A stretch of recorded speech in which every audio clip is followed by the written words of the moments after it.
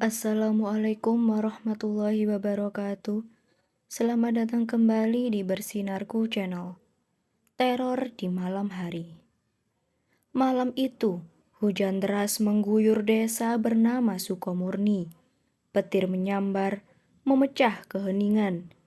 Sementara angin menderu menerbangkan daun-daun kering. Di sebuah rumah tua di pinggir desa, tinggal seorang pemuda bernama Erik. Seorang penjaga malam yang sering pulang larut karena pekerjaannya di gudang.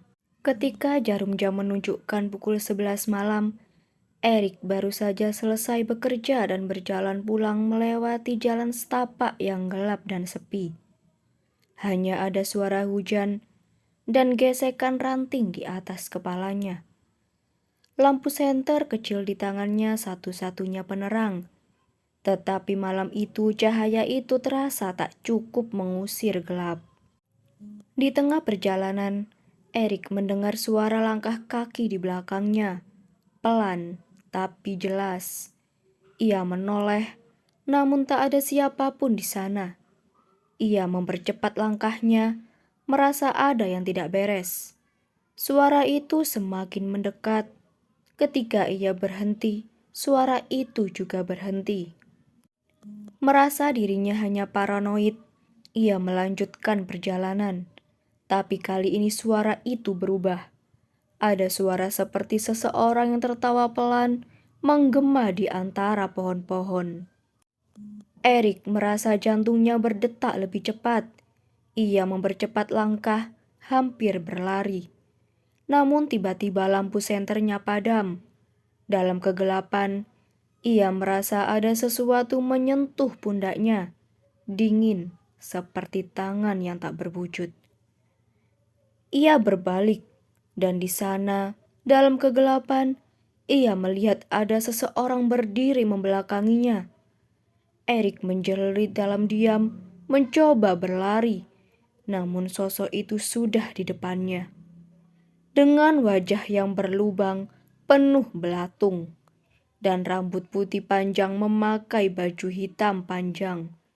Tangan dingin yang begitu pucat, dengan kuku hitam panjang yang hampir menusuk matanya. Erik spontan memejamkan mata sekejap. Setelah ia membuka mata, hantu itu menghilang dalam kegelapan. Ia segera berlari sekuat tenaga, dan terdengar lagi suara nyaring seseorang tertawa yang begitu menyeramkan. Sontak ia berhenti dan menutup telinganya. Ketika suasana sudah hening, ia mencoba melihat ke belakang dan ternyata hantu itu berdiri 50 meter dari jarak Erik berdiri. Ia berlari kembali dan sesekali melihat ke belakang, tapi sosok itu sudah lenyap dalam sekejap, seperti asap yang ditiup angin. Sesampainya di rumah, ia mengunci pintu dan menutup semua jendela. Namun malam itu belumlah berakhir. Saat ia mencoba menenangkan diri di ruang tengah, tiba-tiba terdengar ketukan pintu depan dan terdengar memanggil namanya. Ia tak asing dengan suara itu dan berpikir sejenak. Ternyata itu adalah suara ayahnya yang sudah meninggal 5 tahun lalu. Lampu rumahnya tiba-tiba mati. Dalam gelap, Erik mendengar pintu depan perlahan terbuka, meskipun ia yakin sudah menguncinya rapat.